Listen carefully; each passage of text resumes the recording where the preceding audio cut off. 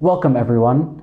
Armenia's economic activity index has grown by over 13% in the past 7 months, according to new government data, with particularly strong showings in services, construction, and trade.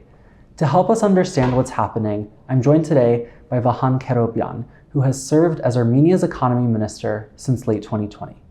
Mr. Kerobyan, thank you very much for your time. Thank you for the invitation. Earlier this year, the Armenian government and international financial institutions were forecasting extremely low growth for Armenia, expecting the war in Ukraine to have a strong negative economic impact on Europe and Russia, Armenia's two main markets. Why did those predictions fail to materialize?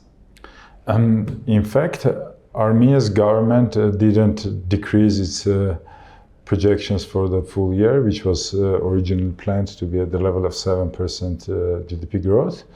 But yes, many international financial institutions and also Armenia's central bank have dramatically lowered projections for the year result, which, as you correctly said, didn't materialize.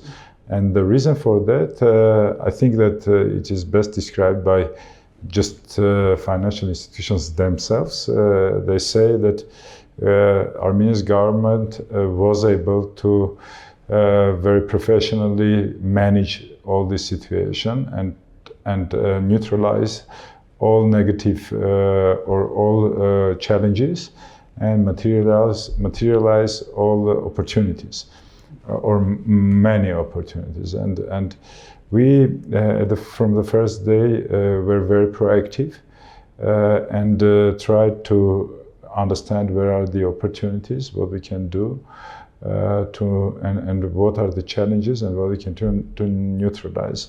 We spent enormous efforts to handle logistics problems, and as of now, it's more or less stable.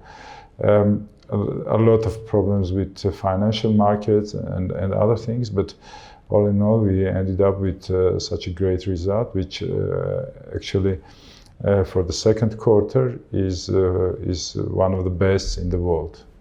So let's talk about that growth, and let's break it down into those three areas that I mentioned before: services, construction, and trade. We can start with services. What's been the dynamic behind such a strong growth in services in Armenia this year, and is it sustainable?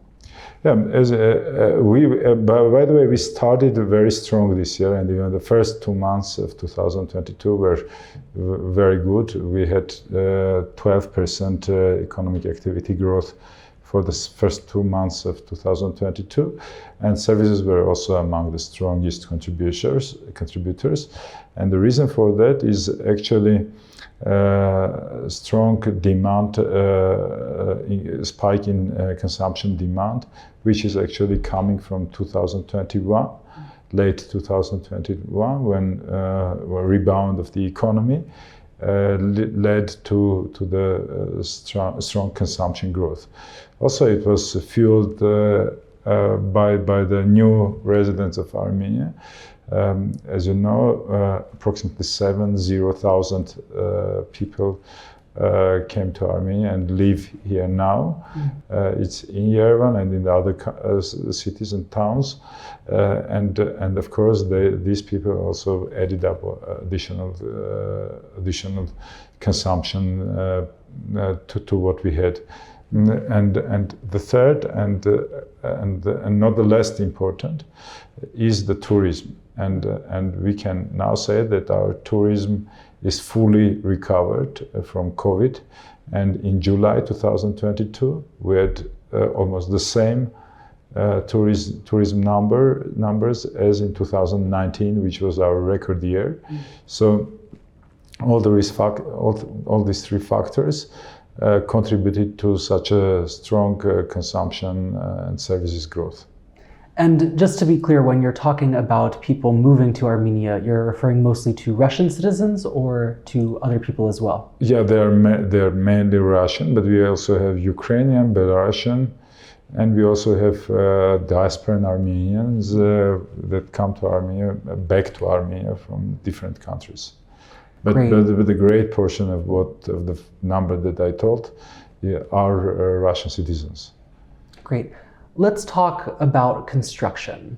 What's been the dynamic there, and how have the war in Ukraine, as well as the COVID-19 pandemic, impacted Armenia's supply chains for construction materials?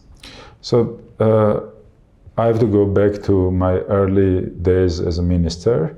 And when I was appointed in last couple of weeks, I received many complaints from companies regarding their construction projects that were stuck in bureaucracy and were not moving in the cabinets of the officials in the municipality or in the government.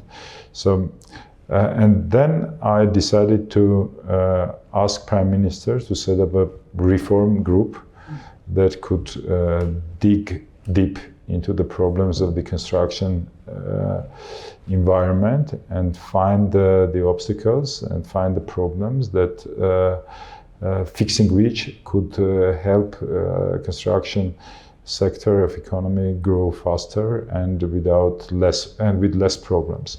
So, and yeah, we have this working group for more than 1.5 years, which is working very systematically.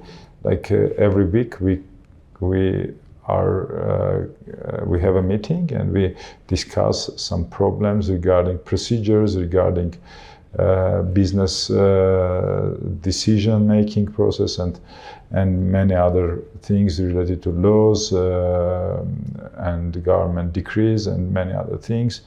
And we changed a lot of them. So our aim is to reform the whole industry, and we decided to do it not all in once, but like Africans said, to eat the elephant bite by bite. Yeah, and in the small pieces, we are changing the whole sector so that it works more digitally. I mean, with less human factor, and it helps a lot. And we can see that just that fact that our working group, which also includes people from the private sector, is systematically working on this process, is very encouraging for construction development companies. And we are discussing not only procedural things but also business opportunities. And we have made many such decisions that are now helping businesses and to grow. Can you provide us an example of a reform or change that has come from the working group that you mentioned, and what exactly the impact has been? Yeah, there are many of them, and just I'll bring in a small example. So we had a regulation regarding enlargement of land plots. So and the old laws would say that you could enlarge your land plot only one time, and if there is a building on that land plot. So we moved this requirement because there are a lot of land plots that are not used now, and the problem is that they are not usable for the business as of now, but they couldn't be enlarged. And we adopted that, and our friends in municipalities say that now they have a lot of new requests for land plot enlargement, and obviously this will lead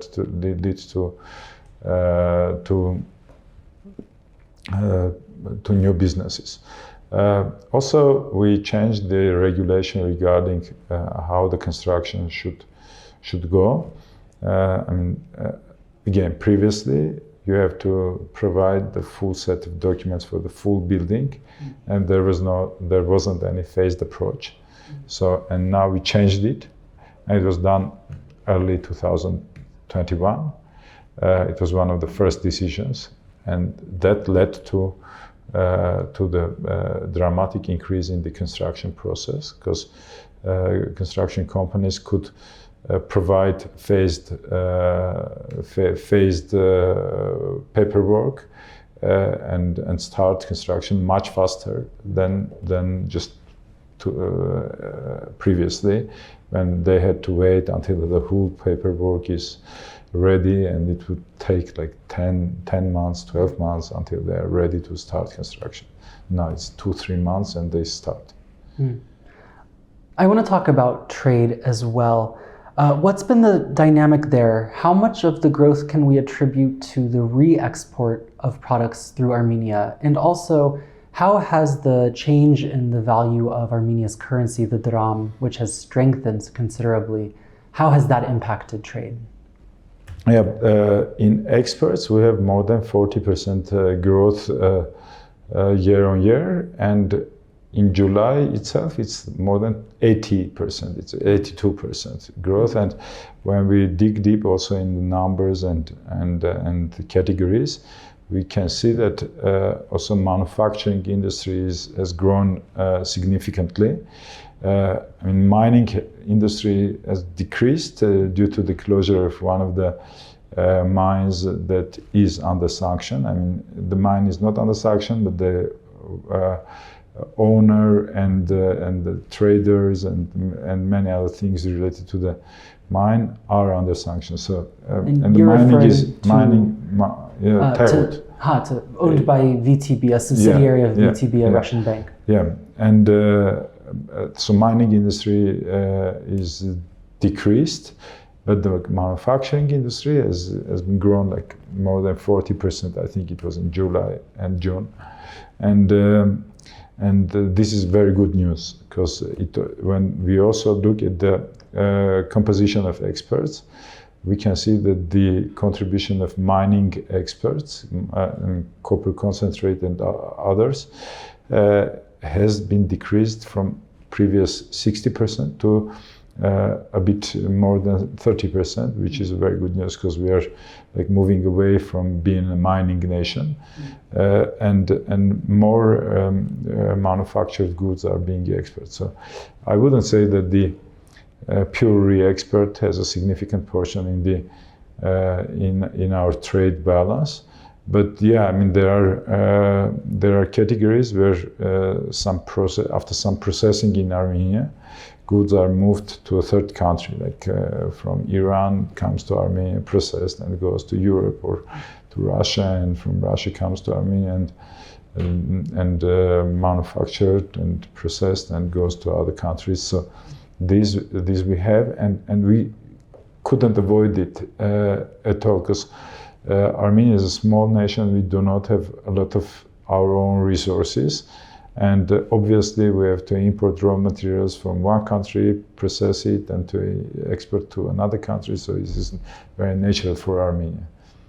But the real point here is that we do have a significant increase in manufacturing industry, which is a very good news. I would love to talk more about mining in a second, but before we do, I wanted to ask about inflation as well. So Armenia, like many other countries around the world right now, is contending with extremely high inflation. What is driving inflation in Armenia, and can we expect the government to take steps to tackle it? In reality, Armenia's inflation is among the lowest in the region, and we do very, very good compared to all other countries. And it was like, I think it was year on year, it's 8.3%, which is really very good considering what is happening all over the world. Of course, our target inflation corridor is 4 plus minus 1.5%. Like 5.5% is our maximum that we are targeting.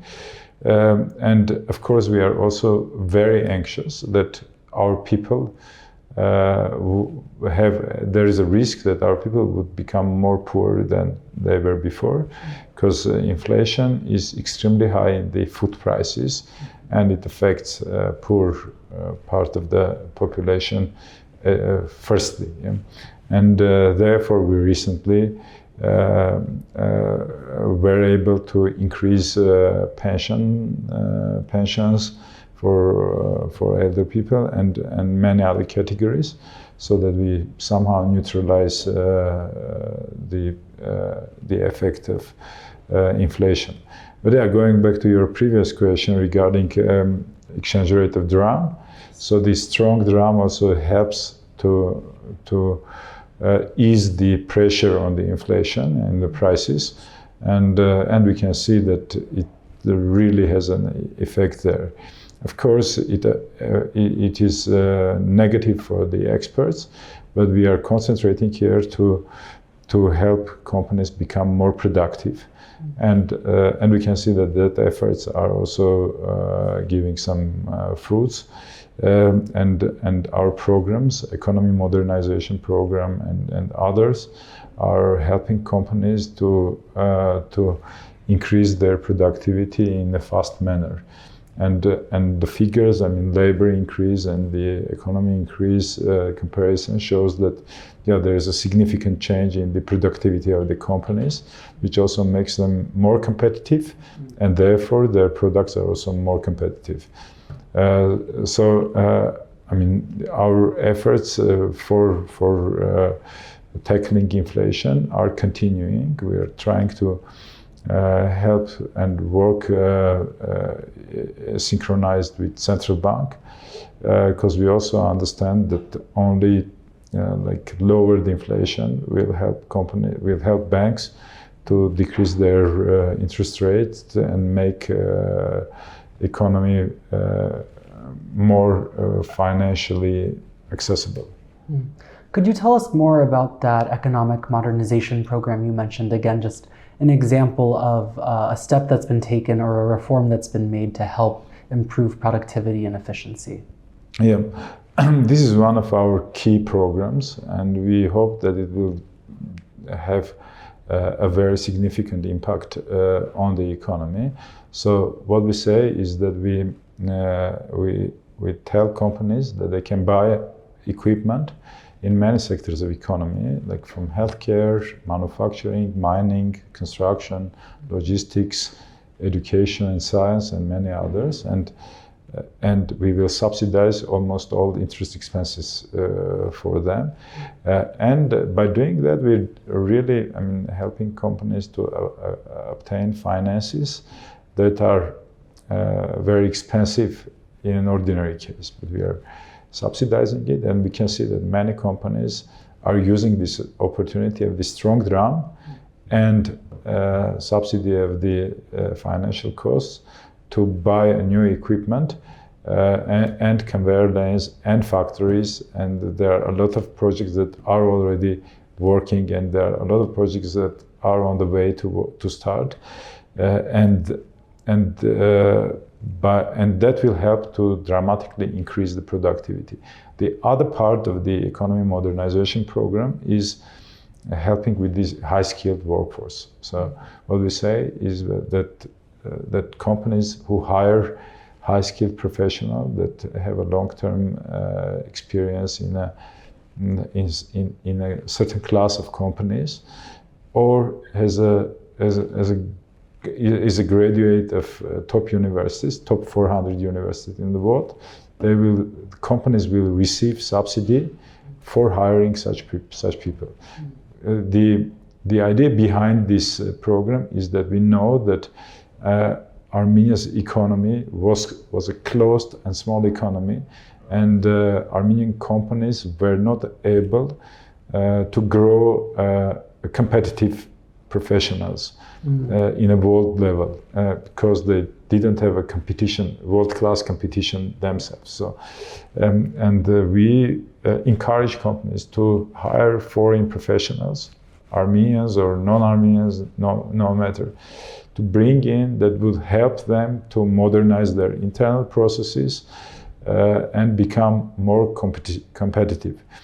The other part of the program is for scientists, and we encourage also companies to hire scientists to become more knowledge intensive, and we will subsidize half of their salaries. And if these people also lecture in universities, we will subsidize 70% of their salaries in universities. So, and we can see that it's very attractive for many of them. It's pretty new, and we don't have already people who are hired under this program.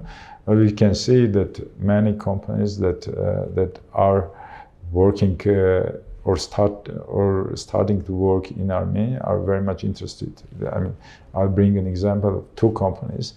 AMD, Advanced Micro Devices, they have a small office in Armenia, and when I told them about this program, they were very much interested, because they also want to have a university program to train people, to educate people for future hiring, and this is very well acknowledged by them. And the other one is Deutsche Telekom. I just met them yesterday, and they also very much like this. Hopefully they will set up an office in Armenia and use this program. But I also want to tell about other program. It's called Infrastructure for Investments. So for companies who invest in Armenia, like in factory or hotel or something else, they need some infrastructural support, roads like gas pipeline or electric network connectivity, etc. So government is ready to invest portion of their investment equal to their 10% of their investment in infrastructure support. So and we know that almost every company or every investment in Armenia needs such a support, and we are now setting up. We already adopted this program, and we are now setting up a system, an engine that will help us to scale, to do it in a scalable manner. That's wonderful to hear. Very quickly, because I think we're running tight on time, I do want to talk about mining. You mentioned that Armenia is trying to move away from being a mining economy. At the same time, Prime Minister Nikol Pashinyan just recently announced, or revealed, I should say, that a private firm had ceded shares to the government in the Zangezur Copper-Molybdenum Combine, which is Armenia's largest mining enterprise. Of course, this has been largely kept under wrap, and it's unusual. Can you comment on this? I think that our final aim is to set up a copper smelter cluster in Armenia, and on that way we want to have some additional control over the mines that would lead to this process, and we are now working to set up on a concept note on how it should work, and then we'll start talking with investors in this sector of economy, and we know that as soon as we have a pure copper in Armenia, that would also lead to many more small and medium enterprises that will start produce things from copper. So and also this factory or this cluster would dramatically increase productivity of the whole economy, because it's a big business, and it is not just a copper smelter. It goes with fertilizer company, with big energy producing, whether nuclear power station, power plant, or other type of energy producing companies. So it's a cluster that would really be very, very impactful for Armenia. Mr. Kerobyan, thank you again very much for joining us today. Thank you for interviewing. And thank you for joining us on CivilNet.